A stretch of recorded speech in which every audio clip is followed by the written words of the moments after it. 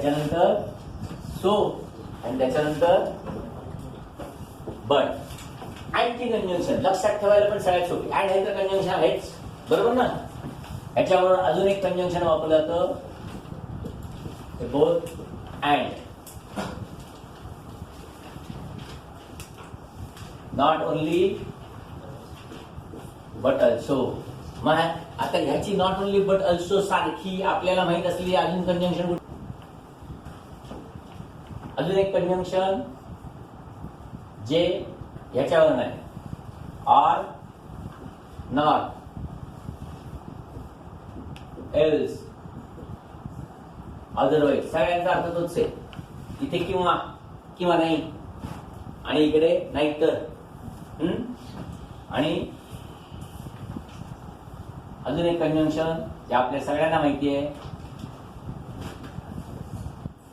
ही conjunction झाली जे फक्त वाक्य जोडण्याचं काम करतात, बरोबर आहे. कुठलेही कंपाऊंड सेंटेन्सची असलेली कंजंक्शन हे फक्त वाक्य जोडण्याचं काम करत असतात. फक्त ऍडिशन, दोघांचं फक्त जॉईन करायचं, बरोबर आहे. सोच्या आता सांगितल्याप्रमाणे 3 सो, देअरफॉर आणि हेन्स. अजून एक कंजंक्शन आहे ते अजूनपर्यंत दुर्दैवाने तुम्हाला आलेलं नाही. ही 3 कंजंक्शन मात्र अशी आहेत की जी कॉम्प्लेक्स मध्ये पडेल. त्यामुळे ही 3 फक्त कंजंक्शन फसवी आहेत. कशी ती बघू, ती ऍक्च्युली फसवी नाहीच आहे. ते इतकं सोपं ओळखणं, ते आता नंतर बघू. आता आपण याचे रूल्स बघूया. आता ह्याच्या रूल्स मध्ये तुम्हाला माहितीये की जर हे म्हणजे ह्यांचा मेन रूल काय तो बघा. आपला हा स्टँडर्ड फॉर्म्युला, सब्जेक्ट नंतर वर्ब त्याच्यानंतर ऑब्जेक्ट आणि त्याच्यानंतर रिमेनिंग पार्ट, बरोबर ना. ज्या वेळेला ही कंजंक्शन वापरली जातात, म्हणजे पर्टिक्युलरली ही आणि हे कंजंक्शन, हे ज्या वेळेला वापरलं जातं त्यावेळेला काय होतं आणि वाक्यामध्ये ते बरोबर वापरलेत की नाही याच्यासाठी नियम विचारले जातात. नियम काय आहे बघा. जर इथे सब्जेक्ट असेल तर इथेही सब्जेक्टच असला पाहिजे.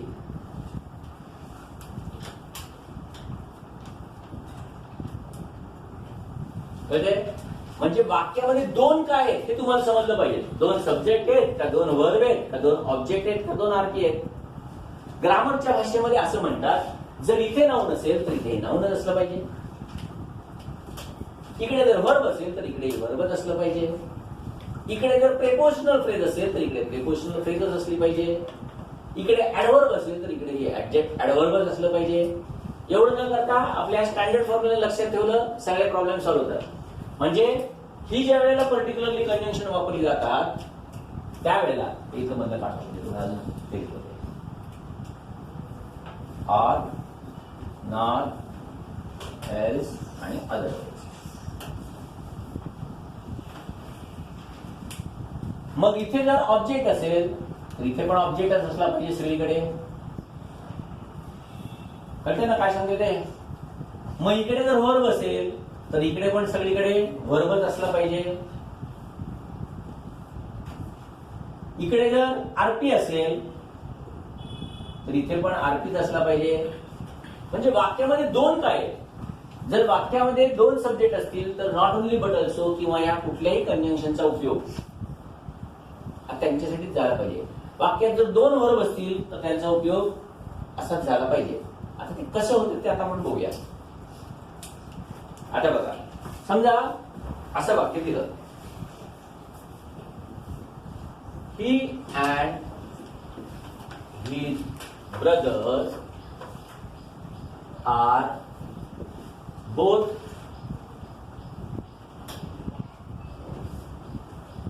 Very good dancers. दिसताना तर आपल्याला दिसलं इकडे पण सब्जेक्ट आहे आणि इकडे पण सब्जेक्ट आहे, त्यामुळे वाक्य बरोबर वाटू शकतं. पण इथे काय दिलंय म्हणजे हे चालणार नाही. मग नियम काय. 2 काय दिसत आहेत तुम्हाला, सब्जेक्ट दिसत आहेत.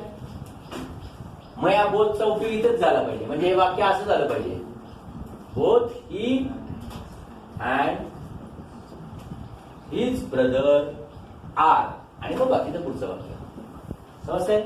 परीक्षेमध्ये आपल्याला करायचं नाही वाक्य, ओळखायचे फक्त चूक आहेत का बरोबर आहे, समजलं ना. इथे दिलं ही डान्सेस अँड सिंग्स बोथ. दोन काय आहेत, मग आता ते वर्बच्या ठिकाणीच गेलं पाहिजे, म्हणजे आलं काय पाहिजे, ही बोथ डान्सेस अँड सिंग्स. समजते ना. म्हणजे वाक्यामध्ये दोन काय आहेत, दोन सब्जेक्ट आहेत, दोन ऑब्जेक्ट आहेत का, दोन वर्ब आहेत का, दोन आर्की आहेत, एवढं फक्त समजलं पाहिजे तुम्हाला. बघा, ही प्लेड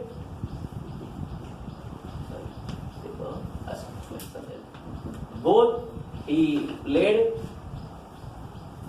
cricket in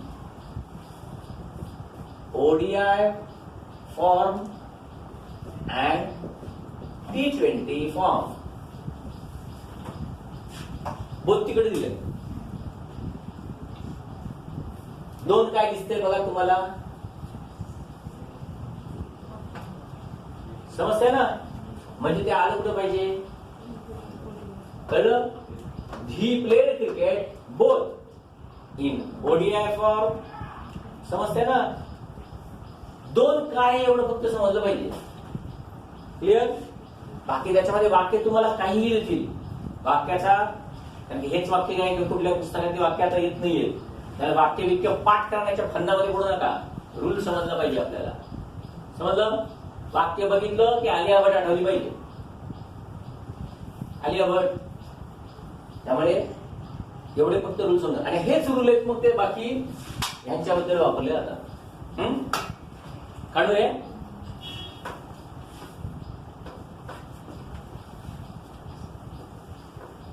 आता इथे काही वाक्य लिहितो मी, लिहून घ्या. नंतर आपण त्यातलं करेक्ट आणि इनकरेक्ट काय आहे ते बघू आपण.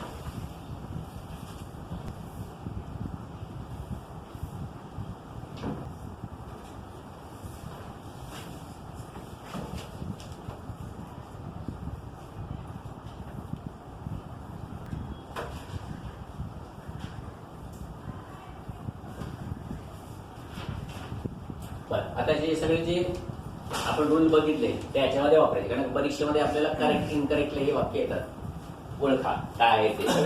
कदाचित एकच वाक्य 3 प्रकारे लिहिलं जाईल किंवा कदाचित 4 वाक्य देतील, पण आताच्या फॉर्मॅट प्रमाणे एकच वाक्य 4 प्रकारे देण्याची शक्यता अजिबात नाही.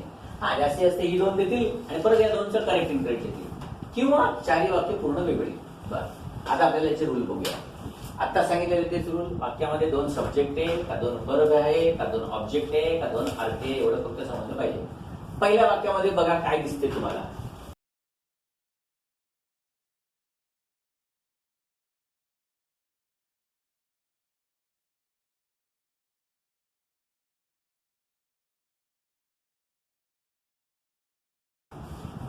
हे वाक्य चूक आहे का बरोबर आहे, काय चूक आहे. बर, अजून. बर, आता याच्याऐवजी हे वाक्य असं लिहिलं.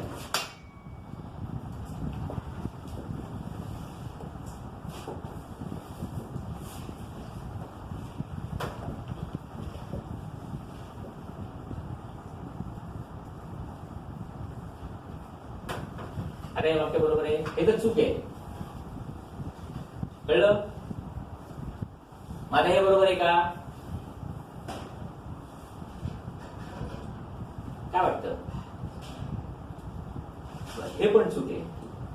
आता का चूक आहे बघा, आपल्याला रूल सगळ्यांना माहिती आहेत, पण फक्त त्याचं ऍप्लिकेशन येत नाही.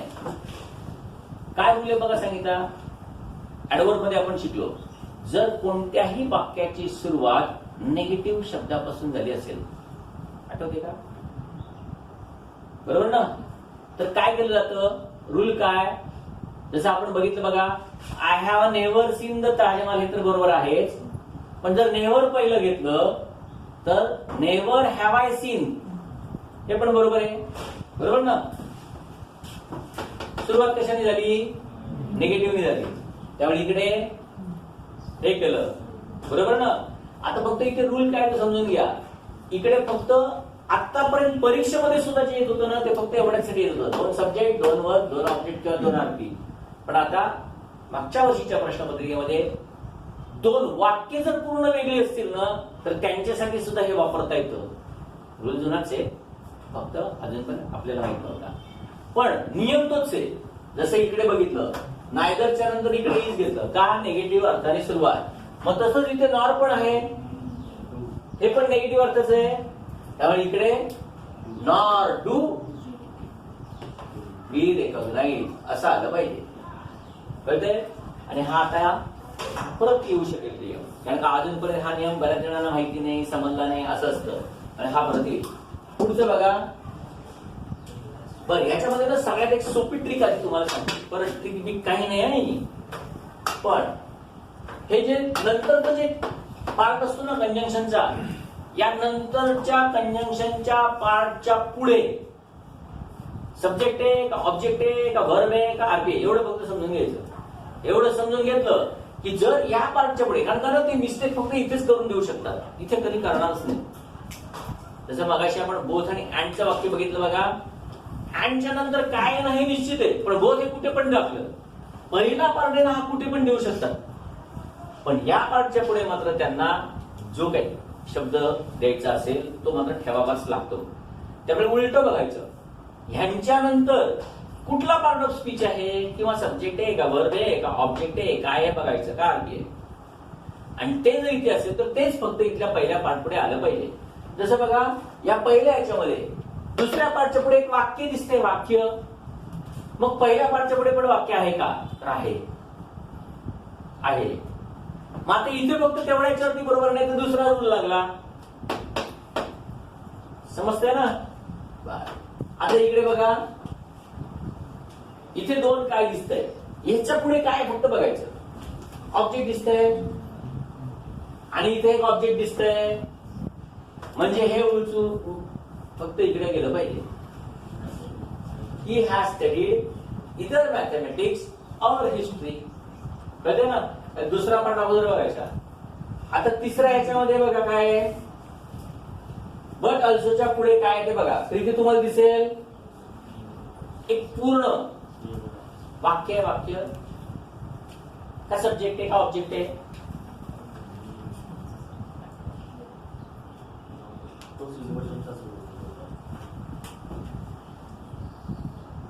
नीट नीट बघ, लक्षात, हे पण काढतो. हे काय आहे बघा, वाक्यामध्ये वाक्याचा अर्थ समजला, त्यांनी फक्त आम्हालाच फसवलेलं नाही आहे, तर अनेक गुंतवणूकदारांना संपूर्ण महाराष्ट्रामध्ये फसवलेलं आहे. मग आता त्याने फसवलंय हा तर एकच झाला सब्जेक्ट, कळते का? आता हे पहिलं दिसलं, मग आता हॅजही करायचं, भ्रमात राहू नका, परीक्षेत काय देतील, म्हणून मी तुम्हाला मुद्दाम सांगतोय. सेकंड पार्टच्या पुढे काय आहे ना ते बघा, मग हा ऑब्जेक्ट आहे, तसंच हाही ऑब्जेक्ट आहे, त्यामुळे हे सगळं फक्त इथे आलं पाहिजे. कळतंय? He has not only fooled us but also many investors across Maharashtra. आता पुढच्या याच्यामध्ये बघा, परत इकडे बट आणि इकडे ऑल्सो दिले,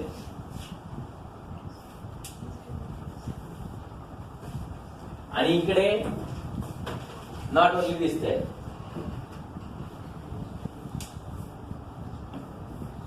मराठी लगेच समजून घ्यायचं, मराठी समजल्याशिवाय गत्यंतर हेच नाही, गत्यंतरच नाहीये. हा बरोबर. He has stayed not only, कारण का इकडे ह्याच्या नंतर तुम्हाला दिसतंय बरोबर ना, हे फक्त मुद्दामून शेवटी गंडवण्यासाठी दिले आपल्याला, बाकी काही नाही. बट आणि ऑल्सो वेगळं कळून. मग आता ऑल्सोच्या पुढे काय बघत नाही बसायचं, अर्थ समजून घ्यायचा आहे. म्हणजे इकडे ना he has stayed not only has his friends, आणि हे तुम्हाला आठवतंय का द्यायचं ते, त्यांची घरं, कळलं ना. हा बरोबर आहे. आता समजा इकडे हे दिलं नसेल तर चालेल का, तर नाही चालणार, हे फक्त लक्षात ठेवा. कारण का इकडे प्रेपोजिशनल फ्रेज आहे, कळतंय ना, प्रेपोजिशनल आहे ना. नाही पण सर मग असं केलं तर ही हॅज स्टेड ऍट आणि मग घेतलं नॉट ओनली, अजिबात चालत नाही. कारण का ती ऍडव्हर्ब फ्रेज आहे, ऍडव्हर्ब फ्रेज ती तोडायची नसते. प्रेपोजिशन आल्यानंतर प्रत्येक ठिकाणी ते प्रेपोजिशन दिसलं पाहिजे, कळतंय ना यांच्यामध्ये. बरं, पुढच्या वाक्यामध्ये बघा, he is neither studying sincerely nor his parents are serious about his studies. परत नॉटच्या नंतर इथे तुम्हाला एक सब्जेक्ट एक वर्ब असलेलं वाक्य दिसतंय, म्हणजे फक्त बघायचंय दोन्हीचा करता एक आहे का ते बघायचं, नाही तर तिथेच फसवतील आपल्याला, कळते ना. मग इकडे काय आहे, हे पण एक वाक्य आहे आणि हे सब्जेक्ट आहे. मग हे वाक्य जर बरोबर करायचं असेल तर परत तेच होणार, काय, निदर इज ही, कळतंय ना. आणि इकडे पण समजलं, असं झालं पाहिजे. म्हणजे हे उचलून इकडे टाकायचं, हे उचलून इथे टाकायचं आणि हे इकडे टाकायचं. काय झालं पाहिजे, neither is he studying sincerely,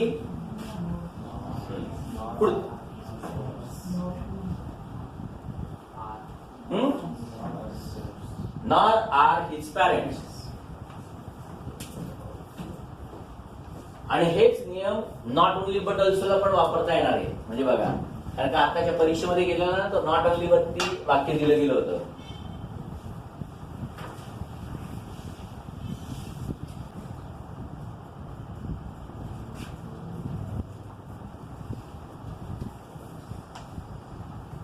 आता काय करणार बघा, आता सांगितलेलं सगळं, बट ऑल्सोच्या नंतर इकडे एक पूर्ण वाक्य दिसतंय, त्याच्यामध्ये सब्जेक्ट आणि वर्ब हा वेगळा दिसतोय, आणि तिकडे पण सब्जेक्ट आणि वर्ब पूर्ण वेगळा दिसतोय.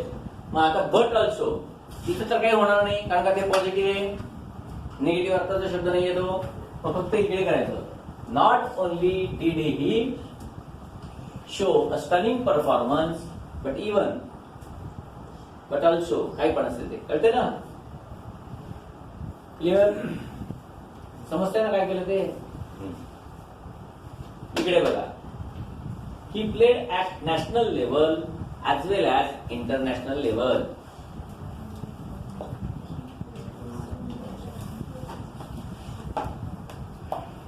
काय चूक का बरोबर, ऍज वेल च्या नंतर बघा फक्त एवढी चूक आहे. आणि हे सगळं बारकाईनं पेपर मध्ये बघायचं असतं, कळलं का. नाही दोन्हीकडे आता ते बरोबर दिसतंय, रिमेनिंग पार्ट बरोबर ना. कुठे खेळला, कुठे कुठे, अरे ती मग तिकडे पण कुठे खेळला येऊ दे ना, समजतंय ना. इकडचं बरं, हा सब्जेक्ट वर अरेंजमेंटचा रूल आहे, आता आपण बघूया आपण नंतर. आयच्या नंतर म्हणजे ऍज वेल ऍजला फक्त पहिला जो करता असतो त्याच्याप्रमाणे क्रियापद वापरलं जातं. I as well as they M returning from the tomorrow. हे जर ते इकडे घेतलं असतं आणि इकडे जर आय असलं असतं तर मात्र आर आलं असतं.